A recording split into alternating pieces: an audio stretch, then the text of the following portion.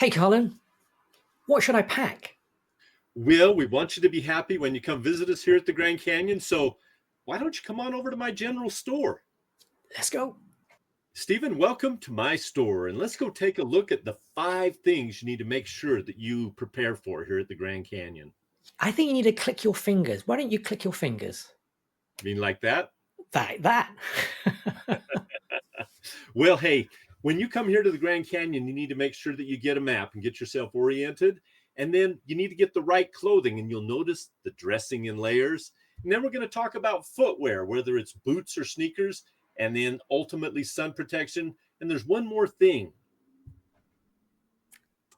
drinking water. You've got to drink plenty of water while here at the Grand Canyon. You don't want to get a headache. Top tip. Okay. And one more thing about drinking here at Grand Canyon National Park, they really are encouraging us, and I would highly encourage that you bring reusable containers. Really important to bring reusable containers so that you can drink right out of the faucets that the national park provides. Or you can go pay the $2 to $5 per bottle of water, but I recommend the reusables. Awesome. It looks like we're going to be talking about maps. Absolutely. When you enter the park, you'll be getting a map of the park from the park entrance gate, but you'll also have Google Maps on your phone, most likely. And so we highly recommend that you have these maps. Now, the Google map will work in many places, but now and again it won't. So make sure you have the park entrance map with you at all times.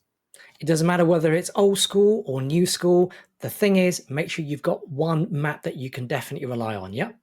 Absolutely. You got to know where you're going and stay oriented while you're here at Grand Canyon National Park. It's 277 miles long. Easy to get lost without one of those. Okay.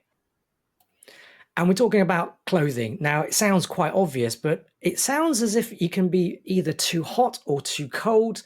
And I think you were saying it's all about layers. It is. It's all about layers. And you know what? To an extent, it doesn't matter what season you're here, whether it's winter, spring, summer, or fall, you still need to dress in layers. Even in the summer, it can be in the 40s in the morning and 90s in the afternoon. So make sure you dress in layers. Then also bring gloves. Gloves are probably more needed in the winter, spring, and the fall than they are in the summer.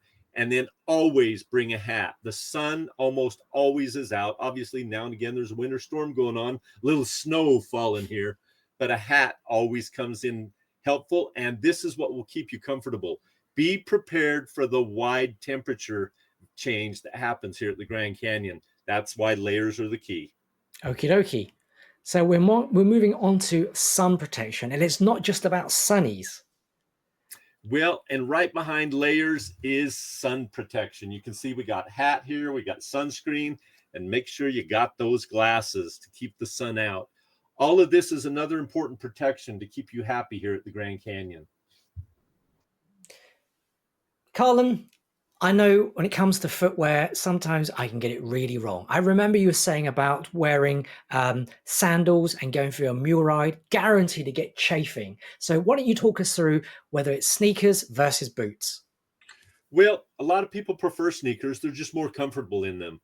Also, a lot of people like boots. I like boots because it gives me ankle support. The number one thing you should not wear is any type of footwear that will be uncomfortable. Like, don't be caught in high heels on the Bright Angel Trail like some people I know. So make sure you don't do that. Don't worry, I've got no high heels, and if I have them, I'm not wearing them in the canyon. And we're on to hydration. And I think one of the things you said to me is, Steven, drink some water. So what are your recommendations? Well, Grand Canyon National Park highly recommends that you bring reusable bottles, just like this Nalgene, and then they provide spigots where you can refill them. I highly recommend you go this way. That way you're not paying $2 to $5 in the gift shop for plastic that they really want us to cut back on. In fact, they don't even allow the sale of water bottles in the park anymore. So make sure that you bring a reusable. Save some money, save some plastic, save the planet, yeah? Absolutely. Okie doke. And we're back to preparation and comfort. Why don't you give us your take on that? Well, if you're going to be happy here at the Grand Canyon, I want to make sure that you do all of the things we just discussed. The key here is you don't want a blister and you don't want a headache, and you're going to get too hot if you don't dress in layers. And lastly, at the end of the day, you know your body. Make sure that you come dressed and prepared for what works for you, but make sure that you come prepared to have a good experience. And I hope that these 5 points help you have a great experience here at the South Rim of the Grand Canyon. so actually, Karlyn, I was actually thinking about just a small bit of preparation before you head out to the canyon makes a huge difference. Sometimes you're kind of in holiday mode, and you don't really think that through until you get there, and then suddenly the environment, the extreme range of temperatures really hits you. Not only that, wrong footwear just invites the risk of blisters, and who wants one of those on an amazing trek or an amazing view? Yeah. Absolutely. Come prepared. We want you to be happy and comfortable while you're here. And if you want that memory that is not attached to a bunch of pain, these are the things we recommend you do while you're here at the Grand Canyon to be happy. Great top tips, buddy. See you on the next video. See you there.